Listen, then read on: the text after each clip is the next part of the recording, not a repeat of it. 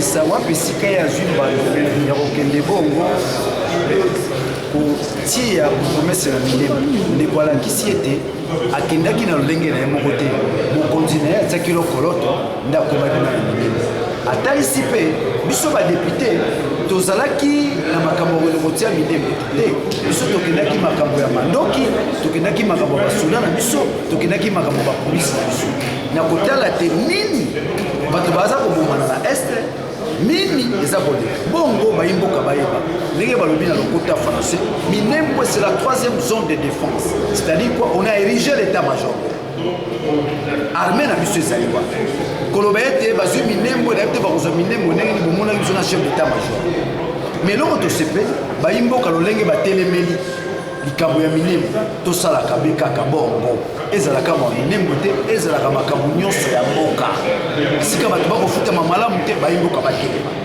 esika lotilike ezali te ma ezali te bayimboka batelemaka oyo babengi na sociologie politique le sursaut national tosepeli nango le sursaut national esengeli bayeba bosolo ezali wapi pamba te mboka na biso mingi bakomi koloba na nzela motema likundu na bamoni kaka safu azalaki kuna safu ateki Minembwe safu bitumba safu aza bitumba mabele te mokolo moko te safu akoteka mabele mpo bitumba nange eza mabele mokolo akoteka mabele natiki bitumba te nzela naomi kolia mpato nazuti te totika makambo wana tokokoma na bitumba Minembwe eza kaka wana mais esengeli tobeta se eloko tozotalisa mpo te Minembwe ekoma komi babi esengeli ezala na 20 000 normalement habitants.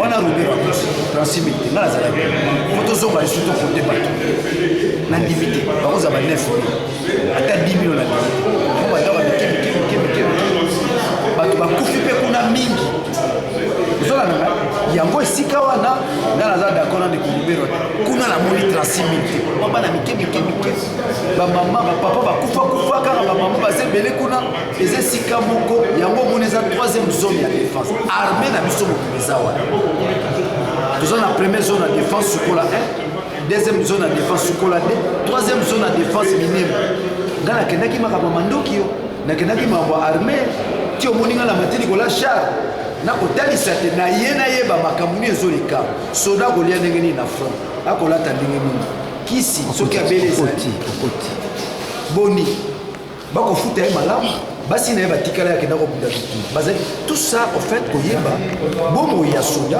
oyo azobundela mabele oyo azobundela mboka ezali boni mais soki otali na milulu oyo toponaka mbongo oyo tobengi bongo budget na nzela ya armée na biso omona budget na biso eza mokie eza budget toyi kosunga biso tozala na armée ya mibali armée ya mibali ezali nini olobi na lokota français une armée dissuasive à 3 éléments logistique formation casernement nde omoni kako soda bakombaka logistique bachar duki hélicoptère baavion formation esengeli bongo basoda na biso bazala na formation bakendaka baboka mosusu esengeli bongo na mikolo koya tozala na coopération militaire on a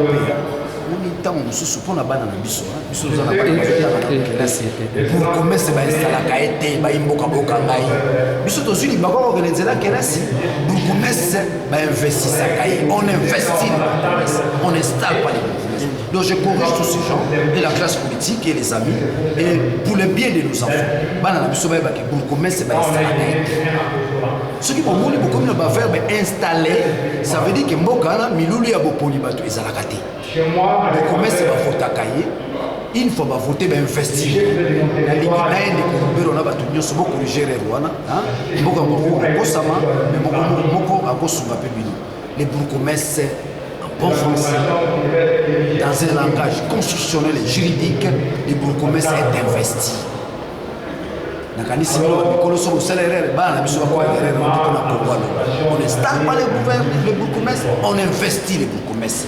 yokelenga kelasi kelasi eza malamu c'est que d'abord après les explications du ministre dans la décentralisation on a compris qu'il est en train de faire beaucoup de justifications pour expliquer une histoire simple et ces explications que moi je le considère comme un prétexte. Et donc, dans ce sens-là, il a dit qu'il était parti sur base d'un objet de mission précis.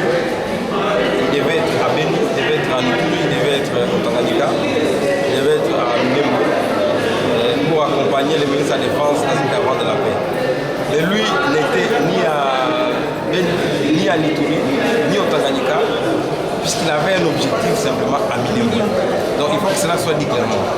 Et Minembo a toujours posé des problèmes depuis longtemps. Parce que c'est une partie de notre pays qui a toujours été visée par des personnes qui ne sont pas animées de bonne foi.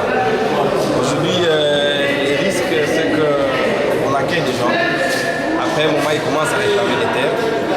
Autant nous avons plusieurs qui sont en train de partir vers Beni, à Kainama, à Nituri, qu'on appelle des inconnus. Après, demain, ceux-là aussi commenceront à réclamer aussi leur territoire. On a des Indiens qui, après un moment, commenceront aussi à réclamer leur territoire ou une partie de notre pays. Donc, je crois qu'il faut attaquer l'État. Il faut d'abord que le ministre de la décentralisation puisse être sanctionné. Il faut également que le décret qui institue d'une manière frauduleuse cette commune soit mise à cette séance et que la procédure normale soit réellement bien faite. Il faut que les besoins de la commune ne soient pas un besoin des politiques, mais que cela soit un besoin des populations. Le ministre vient de nier qu'il n'a jamais approuvé une lettre concernant l'installation des mines. Non mais il était là, c'est qu'il n'écoute pas les Kinyarwanda. Au moins être trompé. Mais il avait dit cela dans ses propos à Kinyarwanda pour dire que bon voilà, ça fait beaucoup de temps, que c'est pour ça que c'était attendu et que dans ce sens-là, la commune est obtenue, c'est une première étape et il demandait à tout le monde de vivre la paix. Au moins ceux qui attendent de Kinyarwanda avaient interprété cela dans ce sens-là. Et donc lorsque il nie cela, c'est normal, il veut se justifier, il veut se cacher parce qu'il a été découvert. Mais je crois que le Parlement, cette fois-là, va décider du bon côté. Il faut que le président de la République aussi prenne des décisions qui vont dans le sens de sanctionner ce qui soit à la base de ce manière. Honorable, vous êtes l'initiative de cette organisation. Est-ce que vous êtes satisfait de ces réponses? Non, je ne suis pas l'initiative. Honorable, en tant que ministre de la décentralisation, il faut que la responsabilité du gouverneur ainsi que du ministre provincial. La question à se poser, c'est que ce bourgmestre cela a été désigné depuis longtemps, en 2018. Et pourquoi on avait déjà installé tous les autres bourgmestres, sauf celui de Minembo? Et pourquoi on l'installe le jour même que Roubaix arrive là-bas? Non mais on n'est pas des petits enfants, ce n'est qu'un complot. Et donc voilà pourquoi nous dénonçons cela. Et heureusement ça a été découvert. On demande à tout le Congolais d'ouvrir grandement les yeux. Un petit message à vos électeurs qui seront découragés en foot.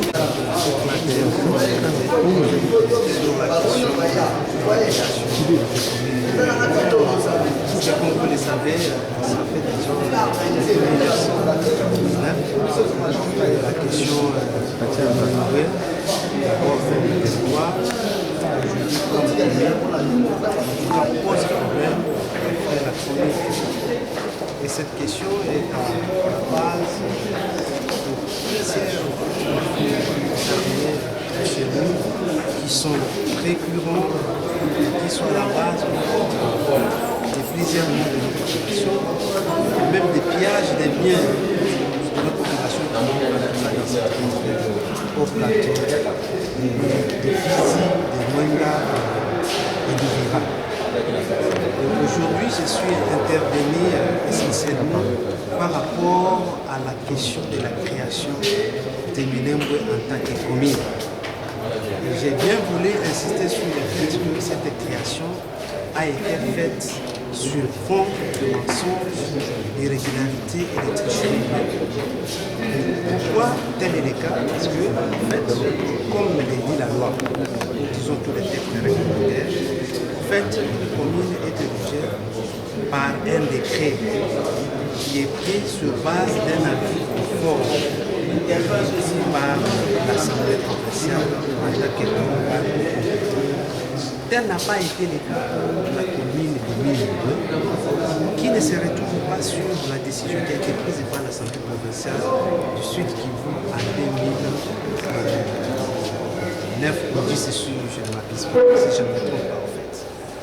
Et ce décret de 2013 fait allusion à ces décrets, à cet avis, en fait, à cette déclaration de l'Assemblée provinciale du Sud-Kivu, dans lequel Minembwe ne se retrouve pas. Dans mon intervention, j'ai voulu en fait donner les raisons qui ont poussé l'Assemblée provinciale du Sud-Kivu à ne pas retenir Minembwe dans la liste des villes et des communes qui ont été érigées. Et parmi ces raisons, des conditions en fait, qui devaient être requises pour qu'une entité ou soit une agglomération soit érigée en ville, et plus particulièrement en commune, et plus particulièrement la commune, parce qu'il s'agit de il y a la population. En fait, Minembwe, c'est une localité qui a des maisons dispersées où on ne peut pas avoir plus de 3000. Bon, question va poser qui est là qui à côté il y a Oyo peuple là aussi. Donc question est là qui pour bah c'est non yo qui ndeko sala nyingi pourquoi que investir ou installer bon commerce. Question est là qui yangote Oyo batu bazelaki. Nga lokola nganga mayele lokola question za yangote na kobi malibanda question te yango mona ji parole te. C'est-à-dire on a une c'est ça les mots folkloriques. Question est là qui pourquoi bino réclame kaka. Et puis, Muzito aboyaka iloko. Vraiment Muzito. Matata pona azongisha yango. Qui est matata pona? Fallait to luka origine na ye. Pour to balisa na origine ba Robert. Dès to résoudre le problème. Pona nini bo investir iloko wana yo signé c'est qu'on a conseil des ministres interministériel pendant que l'élection est le cas. Dans le mois de décembre, tant que ça l'élection en 2018. Qu'est-ce qu'il y a moi là poser ma question moko oyo ngai na kozwa sous parole yango moni asakani na bango azali kimia la conclusion à tenir nani auzonga eloko batuni wana eloko moko ebangisi ezata mwana mboka ntingi ye ministre aza souvent azali konie alobi ke ezali ete ezali bongo ministre ya défense na ministre provincial intérieur bango nde bazalaki na oyo bakinstallation wana olobi installation ya lobi ezalaki coïncidence yake na makambo so akuta nde na bango waza na acte d'installateur te abimisili biso document ya ministre provincial oyo installaki alobi ke Minembwe bazali na 36 000 habitants ye nde atuni moto une question mal posée ne mérite pas une bonne réponse alingaka loba boye tv eza radio te balance biso Minembwe awa tomona limitation ya Minembwe soki eza bongo me bango bake mopanzi nanga ntingi pulu na kotuna motuna te honorable na nyonso bakota kotopana bon soki motu boyoki député alinga pose motuna donc batunaka mpe bino bolingi vraiment nini mpo atuna motuna ne bien parce que motuna ezalaki opportunité mais motuna ekadre te yango moni epesi mpe eloko moko cedi na biso bamikolo tozoregrete kaka occasion yango me na regrete parmi bino bandeko badepute bamosusu baparticipe kino baza toujours konie kosoutenir ekenga eloko alobi eza ya solo non c'est-à-dire quoi awa toza devant peuple basalaka sentiment te mokolo alobaka na sentiment te c'est-à-dire il faut koloba likambo ndenge yango ezali problème biso eza nini bato bazobangaka Minembwe wana ekokoma un état dans un état vérité yango wana mpo na nini parce que na kala bobosana mobutu asinaka accord nini na Abiyarimana oyo ezalaki nano ne te peut-être ozalaka te ntango mobutu na Abiyarimana akufa mpo na nini ozolanda pourquoi basengaki nationalité collective biloko wana nde yango nde ekopesa bino ide koyeba ndenge nini Lesotho esedi retrouvaka na kati ya Afrique du Sud ndenge nini Jérusalem ekoma na ngamba Palestine c'est bato bazelaki nde wana mais moto atuni motuna atuni yango na ndenge abana mike.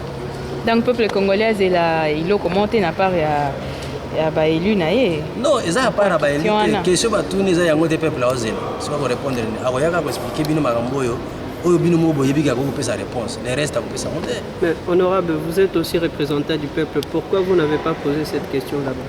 Non, il y a une procédure. On ne s'écarte pas de la question posée.